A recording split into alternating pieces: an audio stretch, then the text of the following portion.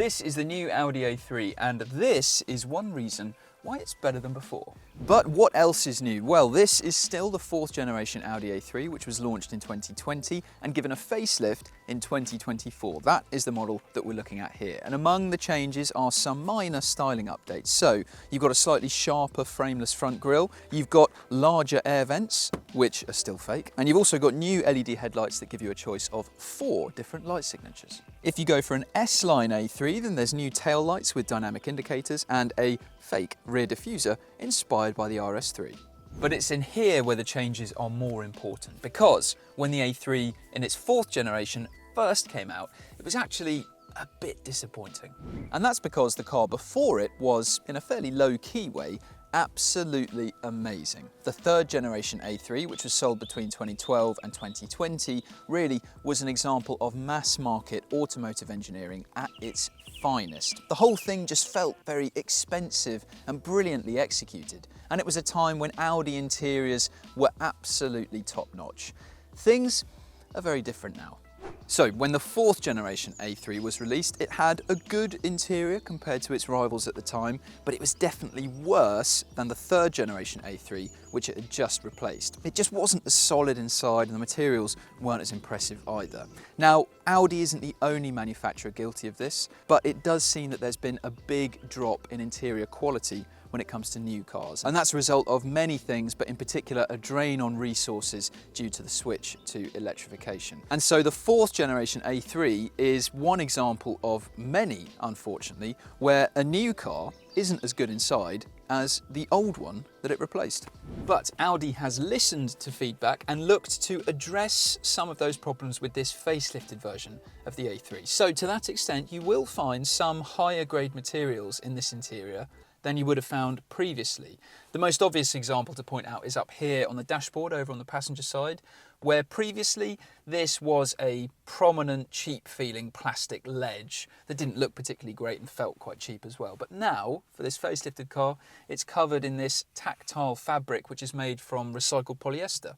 So it now not only looks a bit more appealing, but it also feels better as well. You get new, more appealing looking door panel inserts, as well as more ambient interior lighting strips. And the damping of all these buttons still feels very, very high quality. But it's not perfect in here in terms of interior quality, because you can see down here on the center console, there's a bit of wobble to this bit here, and some of the plastics don't look or feel particularly amazing. And ultimately, this still isn't as good as the 3rd generation A3, which is a shame. But let's not get too hung up on that, because by the standards of new family car interiors today, this is up there with a Mercedes A-Class and is very good in terms of what it offers. But a BMW 1 Series and even the cheaper Mazda 3 do offer interiors that have higher quality than what you find in this A3, even though this is pretty good by new car standards. So, moving on from interior quality, there are lots of great things about the interior of the Audi A3, starting with the driving position, because fundamentally it's brilliant. You've got loads of adjustment in the steering wheel and in the seat, plus a new change for this facelifted model is the fact that you get electrically adjustable lumbar support as standard across the lineup, which is great. So it's very comfortable, very easy to find a good driving position for yourself. And you also now, as standard across the lineup, get Audi's so-called virtual cockpit, which is this digital driver display on a 12.3-inch screen. And the reason it's so good is not just because the graphics are really nice, but you also have a lot of customization available to you to pick and choose what information you want to have directly in front of you. And it's also great that if you want to use any of these buttons down here, they're within very easy reach for the driver. You can see it's all angled slightly towards you. And isn't it great? We've still got physical controls for the air conditioning, and they haven't just been lumped onto the touchscreen, which is way more fiddly and distracting to use while you're driving. Now, as for the touchscreen itself, this is a 10.1-inch screen, which is standard across the lineup. And the difference with this facelifted model is the fact that you now have a few more inbuilt apps to Audi software. But to be honest, that's probably not going to make a huge difference to your life, because you are more than likely going to be using Apple CarPlay or Android Auto for the vast majority of the time that you are using this system. Now, in terms of storage in here, this definitely doesn't feel like a stingy amount of storage on offer for a family car, because you've got a good sized cubby here where you can throw your phone, you've got 2 cup holders, you've got decent sized door bins as well. And yes, under this armrest, it is a bit on the small side, but it's better than nothing. And also, it's very handy being able to move this forwards for your elbow as well. So overall, unfortunately, it is still not as good in terms of interior quality as the third generation Audi A3, but focusing more on the new cars that this is up against today, this is still a very strong interior.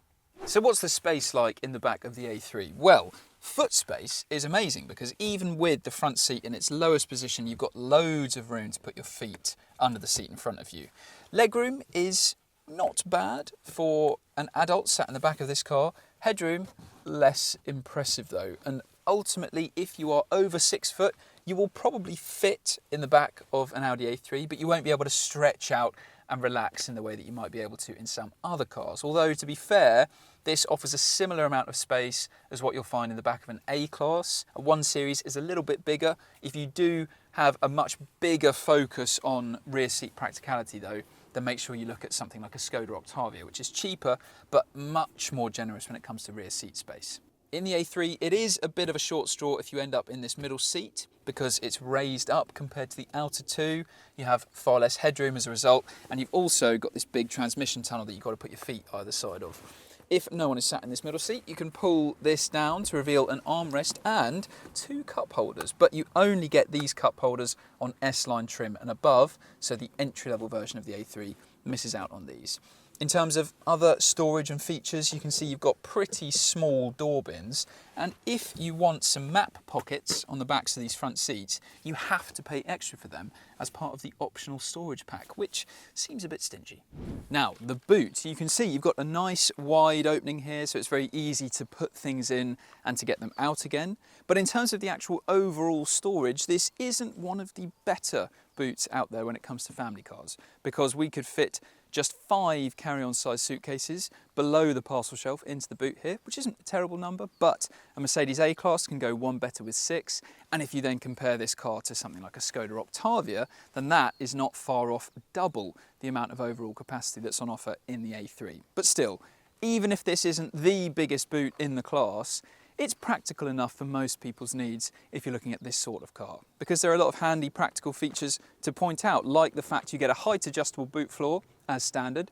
We've got it in its highest position here, and you can see there isn't much of a loading lip at the front. You've also got 2 handy storage compartments either side, and if you lift up the boot floor, you can see there's loads of underfloor storage available to you, and very usefully, you can prop it up to free up both hands to throw things in underneath the boot floor, which is very good.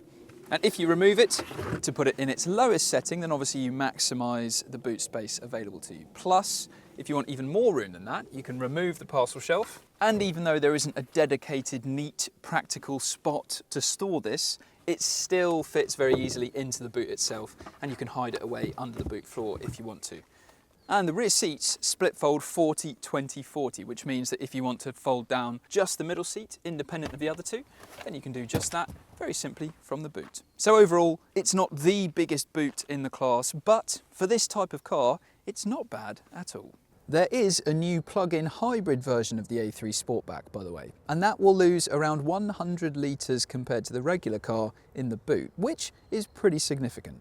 The plug-in hybrid has only just joined the lineup and we haven't been given a chance to drive one yet, but it could be a fairly compelling choice because on paper it seems significantly better than before, because the official WLTP electric range of that car is more than 80 miles. But for the engines that we do know more about, the lineup starts with the 30 TFSI, which in Audi's strange naming convention means that the car has a 1.5 litre 4-cylinder petrol engine. Then above that, there's a more powerful 35 TFSI, and if you want a diesel, then there's a 2-litre TDI. The most recommendable engine is the 35 TFSI, which pulls really well from low revs and is very flexible in the performance that it offers. And on paper, it's significantly more powerful and quicker than the 30 TFSI, even though we haven't driven that particular engine in this A3. As for the diesel, it matches the 35 TFSI for straight line pace, and if you are a high mileage motorway driver, then it could be one to consider, but it does cost more than the petrol. If you're after a hot hatch, then the S3 is definitely worth a look. It's very, very fast and very capable, and like the regular versions of the car, really easy to live with. but prices start at just under £50,000. There's also an RS3, which is even better and a truly remarkable hot hatch, but you can't technically buy a new version of it, which is a shame. And when you could, it was even more expensive. Now, of course, the regular versions of the A3 can't offer the same level of driving thrills as the fastest, most expensive versions of this car, but they're still really good to drive. The handling setup is predictable, secure, but still engaging. And that's even if you go for an entry-level sport model. If you go for an A3 and S-Line or Black Edition trim, then you get a stiffer sport suspension setup, which just helps to dial up the sportiness of this car a few notches and amplify the fact that this is really unflustered with quick changes of direction. And really, there are very few cars that can match this in terms of handling in the family car class, because it's got such a nice handling balance from front to rear. And yes, in a 1 Series, the steering feels slightly more alert around centre, but in the A3 it's still really reassuringly weighted and very accurate, and ultimately better than what the 1 Series offers, and definitely overall sportier than an A-Class. Now, in terms of ride comfort, if you want the most forgiving and comfortable ride in your A3, then you will need to go for entry-level sport, but even if you have an S-Line or a Black Edition A3 with stiffer sport suspension, then the ride is still very impressive because it's really well tied down, and any impacts on the suspension are dealt with very quickly and comfortably as well. So overall, on the road, just like before, this is still very good. The facelift hasn't really done anything to change that. As part of the facelift, there has been a slight price increase, as you'd imagine, but it's still the case that the A3 is slightly cheaper than an equivalent A-Class and 1 Series. And really, in terms of list price, there isn't much at all to split between those 3 cars. And it's still the case that in the family car class, if you aren't fussed about having a premium badge, then more mainstream alternatives like the Skoda Octavia and Seat Leon can be much cheaper options. And there's also the Toyota Corolla, which might not be vastly cheaper than the A3, but offers an even more comfortable ride, tons of equipment, and incredible real-world fuel economy the A3 could only dream of, thanks to the Toyota's clever hybrid technology. We reckon the Corolla is the best new family car you can buy right now. But if you're set on an A3, which is the best version to go for? Well, the 30 TFSI is the cheapest choice, but we've been very impressed by the 35 TFSI, which is much stronger on paper, and in the real world, it's very impressive with its everyday pace and flexibility that it offers. You can have it with a manual or an automatic gearbox, and they're both pretty decent, so the choice is up to you. The manual is cheaper though. For the trims, the entry-level A3 is so well equipped that there really isn't much reason to go for S-Line or Black Edition. Standard features include cruise control, 3-zone air conditioning, heated front seats, power folding door mirrors, and 17-inch alloys. S-Line trim is worth considering if you want a slightly sportier driving experience. It includes sport suspension and different styling as well. Black Edition trim is very steeply priced, and it primarily adds a black exterior styling package. This is a Black Edition model, and it costs more than £40,000. The lower trim levels are definitely easier to recommend.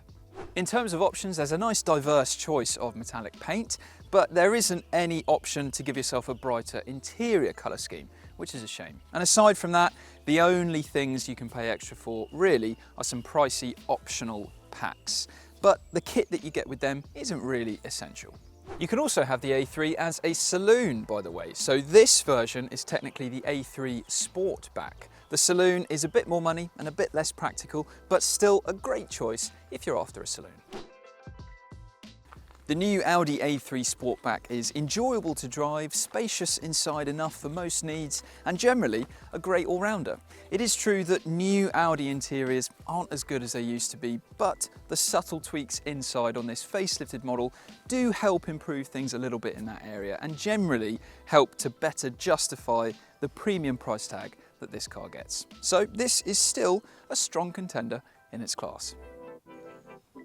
Thanks very much for watching this review. If you want to see another one, then click up there and make sure you subscribe to our channel as well. And to read much more about the A3 Sportback and every other car around, click on that link to go to whatcar.com.